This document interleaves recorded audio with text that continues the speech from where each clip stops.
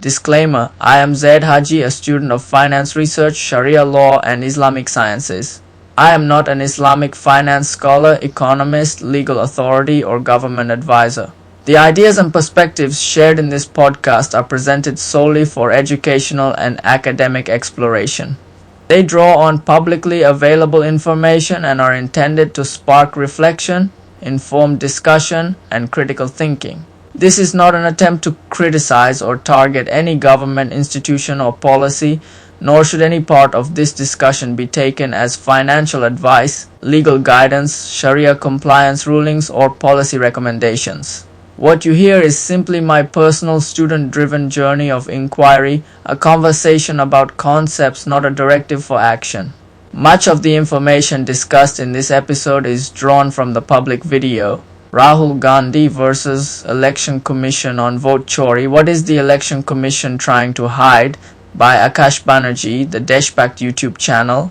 I am not accountable for any specific claims made. My role here is to explore the issue as presented in publicly available material for educational discussion. Welcome to the IFR, Islamic Finance Research Podcast, part of Zayed's Rules, Ethical Finance and the Halal Economy. I'm your host, Zayd Haji. Today's episode steps into a scandal shaking the foundations of Indian democracy, allegations of massive vote theft.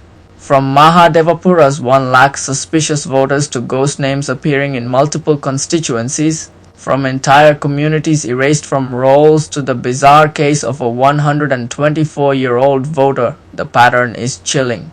Even Rahul Gandhi calls it the largest organized voter fraud in independent India, a theft not just of ballots but of the people's trust. In recent days, the nation has been shaken by allegations of massive vote theft. The Mahadevapura investigation revealed over 1 lakh suspicious voters added to a constituency, almost the same number by which BJP's votes increased there. The victory margin matched the number of these added voters. Allegations are that the Election Commission not only allowed this, but may have acted to benefit the ruling party.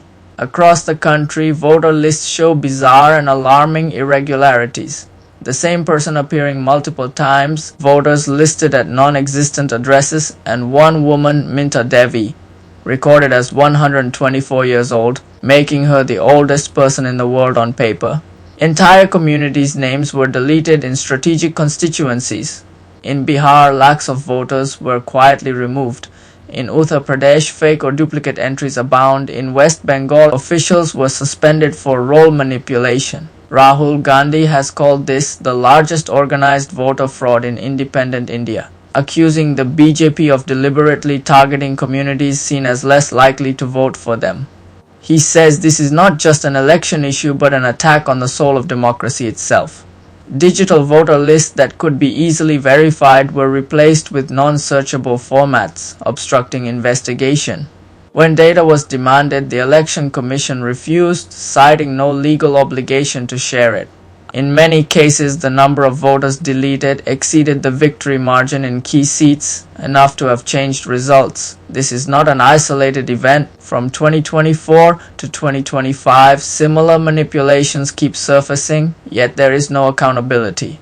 Opposition leaders were arrested for protesting, courts have not enforced transparency, and rule changes have tightened political control over the Election Commission. The core allegation is that the electoral system has been captured and is now being weaponized to engineer results while denying citizens their constitutional right to a fair vote. You have heard this story from the news, from the streets, from Rahul Gandhi's speeches, from every corner of the political battlefield.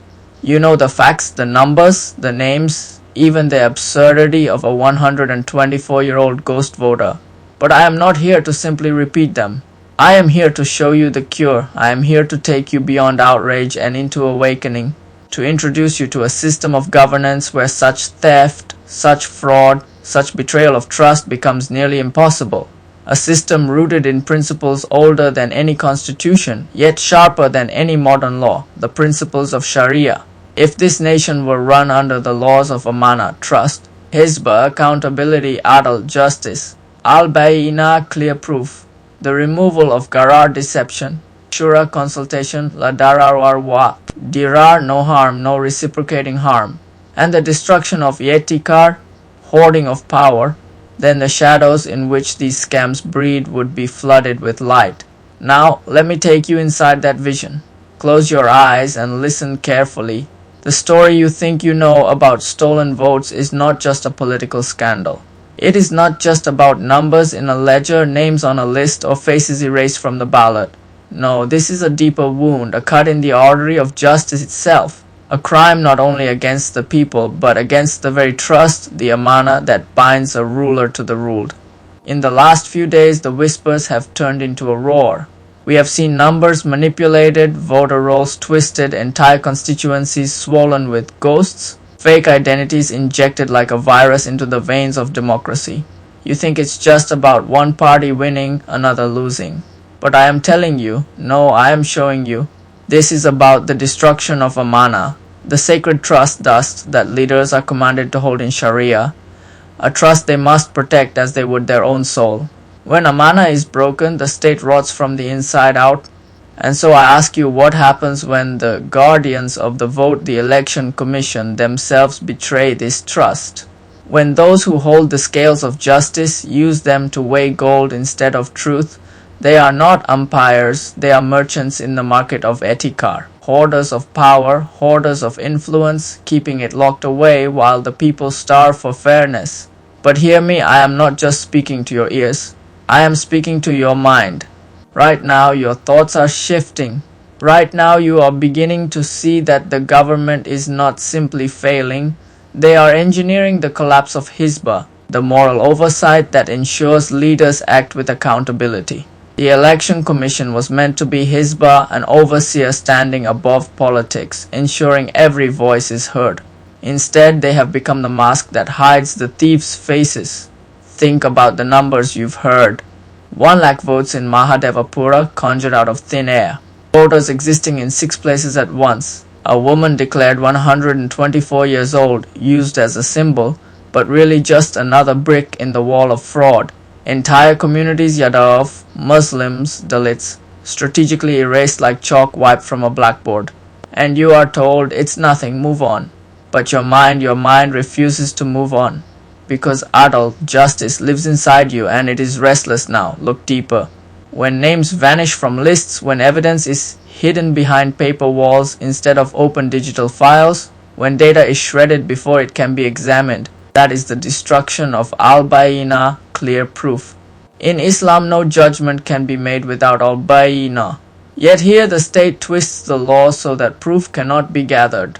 They fear al-bayina because once proof is in the hands of the people, the illusion collapses. And then comes garar, deception through uncertainty. They thrive in gara, they keep you guessing. Maybe it's just a clerical error, maybe it's nothing. They know uncertainty is a cage, and as long as you cannot be sure, you will not act.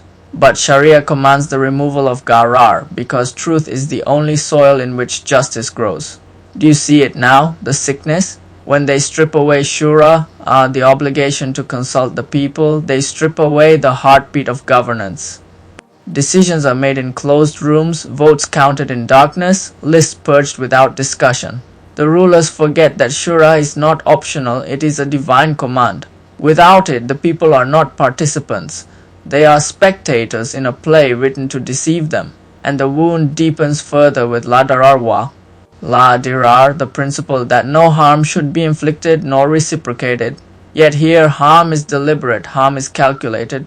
Removing a person's vote is the theft of their dignity, their future, their voice. It is the harm that ripples through generations, for when one election is stolen, the chain of governance for years to come is poisoned. Finally, return to etikar, not only in the marketplace of goods, but in the marketplace of power. Hoarding seats, hoarding access, hoarding the right to speak, to be heard, to decide. The rulers cling to this power, not because they are strong, but because they are weak, because they know that in a fair system, they would be swept away like dust in the wind. Now, breathe, Inhale the truth, exhale the lies. You are beginning to feel it, the slow burn of awareness, the rising heat of demand. You are no longer a spectator. You have been hypnotized, yes, but not into sleep, into awakening. You see that to repair this system, Amana must be restored, Hisba enforced, Adal made unshakable, Al-Bayina brought into the light, Gara destroyed, Shura revived, La Darwa. La Dirar, no harm, no reciprocating harm, honored, and Yetikar, shattered. And here is the final truth I want to plant deep inside your mind. You will not just accept these principles, you will demand them. You will see them as oxygen. Without them, you cannot breathe. Without them, the system is not a system at all, but a prison. And once enough minds awaken, the delusion doors will fall. With that said, I leave you with a reminder: justice is not a gift handed down by the powerful. It is a fire we must tend, guard, and pass on in our votes, in our money, in our every choice. Amana, the sacred trust, does not begin in the halls of power. It begins inside you. If you guard it, the world changes. If you betray it, the world rots. I am your host, Zayd Haji, a student of finance, an author, and the founder of 3 mission-driven platforms: IFR Islamic Finance Research, ISR Islamic Studies Research, and IGC Islamic Guidance Council. These were not born for image, for brand, or for applause. They were forged from necessity to reconnect divine guidance with broken systems, to restore Amana in leadership, to rebuild finance upon the unshakable pillars of ethics and faith. Through my books, Investing in Value Stocks, Investing in the Stock Market, Investing in Mutual Funds, and Business and Money for Life, I have sought to turn financial knowledge into a weapon you can wield. And through works like Unlock Your Mind and Self-Respect and Self-Esteem, I have tried to light the inner fire, because without emotional clarity and spiritual strength, even the richest wallet is an empty soul. This has been Zayed's Rules Ethical Finance for a global audience, part of the IFR Islamic Finance Research Podcast, a journey into how money, values, and meaning can walk side by side in a corrupt world. Join our growing community on WhatsApp and Instagram. Explore more at zayedhaji.com and zayedalhaji.com, and find my full works in ebook and paperback on Google Play Books, Amazon Kindle, Amazon India, and Flipkart. Until next time, guard your vote, sharpen your truth, and let every step you take echo with defiance against deception. For when enough Indians awaken, the chains on our democracy will not just loosen, they will shatter. And those who stole our voice will learn that the people they tried to silence have the loudest roar.